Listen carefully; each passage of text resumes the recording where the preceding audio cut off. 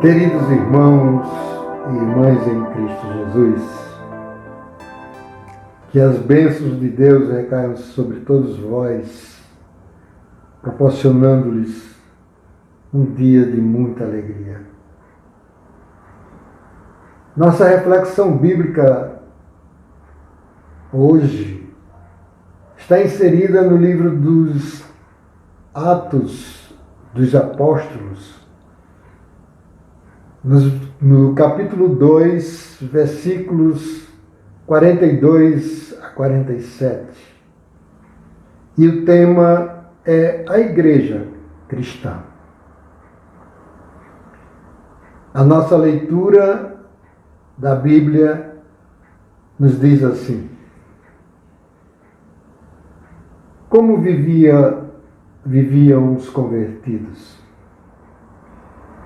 E perseveraram na doutrina dos apóstolos e na comunhão, no partir do pão e nas orações. Em cada alma havia temor, e muitos prodígios e sinais eram feitos por meio dos apóstolos. Todos os que criam estavam juntos e tinham tudo em comum. Vendiam as suas propriedades e bens, distribuindo o produto entre todos à medida que alguém tinha necessidade. Diariamente perseveravam unânimes no templo. Partiam pão de casa em casa e tomavam as suas refeições com alegria e singeleza de coração, louvando a Deus e contando com a simpatia de todo o povo. Enquanto isso, o Senhor lhes acrescentava dia a dia os que iam sendo salvos. Louvado seja o nosso Senhor e Pai por essa porção maravilhosa de Sua palavra. Queridos, a doutrina de Cristo sempre agitou o inferno e muitos opositores têm se levantado contra ela. Porém, todo aquele que se levanta contra o Filho de Deus será reduzido a pó. Pois ninguém pode lutar contra o Eterno e prevalecer. Essa mensagem é uma resposta a esses críticos de plantão. A igreja vive num mundo hostil, todos nós sabemos disso. E muitas vezes ela é influenciada e até seduzida pela cultura secular que a circunda. Filosofias anticristãs surgem todos os dias conspirando contra o cristianismo. Homens arrogantes, arrotando uma falaciosa sapiência, escarnecem as escrituras e rotulam os cristãos de pré-históricos. Constantemente, os inimigos da fé evangélica fazem troar sua voz arrogante, dizendo que agora descobriram um fato novo que irá desacreditar a palavra de Deus. Ela, porém, a palavra de Deus, marcha resoluta e sobranceira, vitoriosa e impávida contra esses ataques. A Bíblia tem saído vitoriosa dos ataques mais perversos, das fogueiras mais intolerantes. A voz dos críticos se calam, suas obras cobrem-se de poeira, mas a palavra de Deus prospera gloriosamente. Na verdade, a Bíblia é a bigorna de Deus que tem quebrado todos os martelos dos críticos. E nós cristãos, nos dias de hoje, devemos ser os operários. A palavra de Deus ela jamais será afetada. Na leitura desses versículos, vamos apresentar uma espécie brilhante de um resumo das características da igreja primitiva. Iniciando com o versículo 42, podemos afirmar, de acordo com a Bíblia, que era uma igreja que aprendia. A palavra doutrina aqui, ela não é passiva, ela é ativa. A frase significa que os cristãos persistiam em ouvir os apóstolos enquanto eles estavam ensinando. Um dos grandes perigos da igreja de hoje é uma religião estática.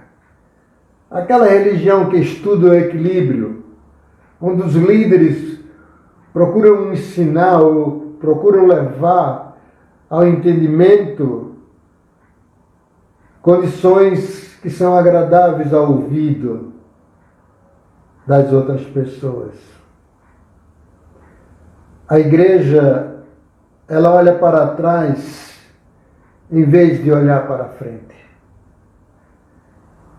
E isso é justamente devido às riquezas de Cristo, porque as riquezas de Cristo são inescrutáveis, elas são intermináveis. Por isso deveríamos partir sempre para frente.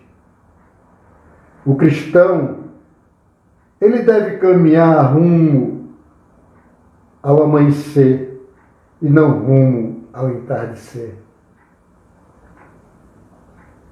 Deveríamos considerar um dia perdido quando não aprendemos nada de novo e quando não penetramos profundamente na sabedoria e na graça de Deus. A igreja primitiva era uma igreja em comunhão. Ela tinha o que alguém chamou de grande qualidade de estar juntos. Seus líderes explicavam suas grandes vitórias dizendo: tive a alegria de comandar um grupo de irmãos. A igreja só é verdadeira quando ela é um grupo de irmãos. E isso a igreja primitiva assim o era. A igreja primitiva era uma igreja que orava. Aqueles primeiros cristãos sabiam que não podiam enfrentar com suas próprias forças e que tinham necessidade de fazê-lo. Sempre falavam com Deus antes de fazê-lo com os homens. Sempre iam a Deus antes de sair para o mundo. Eles sabiam que não podiam enfrentar os problemas da vida, porque primeiro, para eles conseguirem isso, os cristãos primitivos, eles tinham que encontrar a Deus, antes que mais nada. No versículo 43, nós vamos entender que os cristãos da igreja primitiva eram uma igreja reverente. A palavra corretamente traduzida, temor, encerra a ideia de um temor reverencial.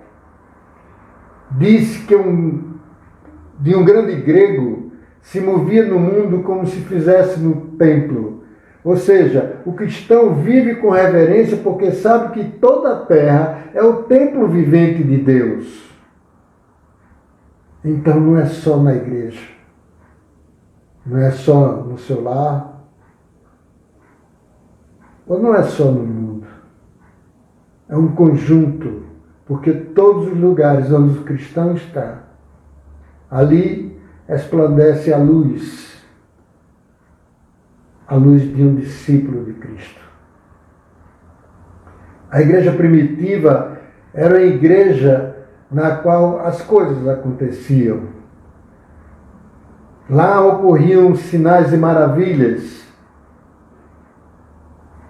E se esperamos grandes coisas, queridos, se esperamos grandes coisas de Deus, é necessário que busquemos fazer grandes coisas para Deus. Se assim procedermos, algo de novo acontecerá. Quando a fé morre, morre a capacidade de se obter mais coisas. Aconteceria se crêssemos que juntos, Deus e nós, podemos fazer acontecer todas as situações agradáveis. Por isso que a palavra nos incita, lá em 2 Crônicas, né? Se o meu povo, um grupo de irmãos, se unir. A igreja primitiva tinha isso como base, como estrutura da sua caminhada. Isso me faz lembrar do historiador Dr. José Roberto, que ele registrava em um de seus livros, falando sobre protestantismo aqui no Brasil, quando foi inaugurada a primeira igreja lá em Recife. Isso foi no século XVIII. E seu fundador, durante 6 anos, a igreja caminhou apenas com 12 membros.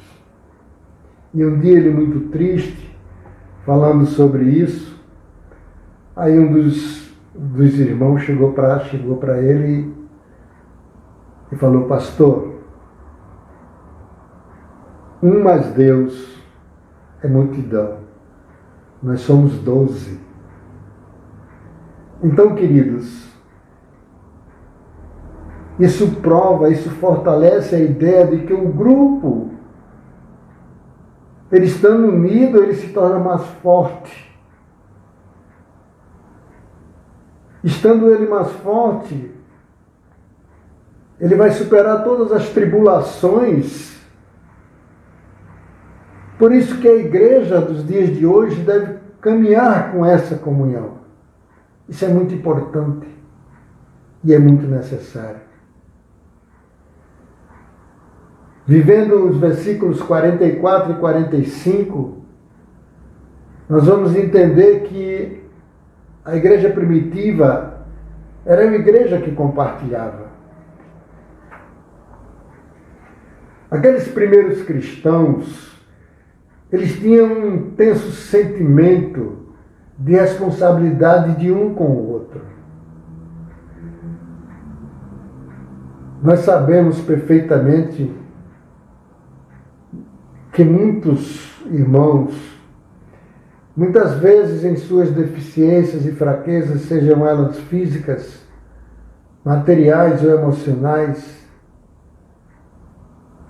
precisam apenas de uma palavra amiga, de um abraço, de um contato. E muitas vezes nós relaxamos nessa unidade com o outro. Um verdadeiro cristão não deve suportar o ter tanto enquanto outros têm tão pouco. Precisamos ser solidários. Era assim que a igreja primitiva caminhava.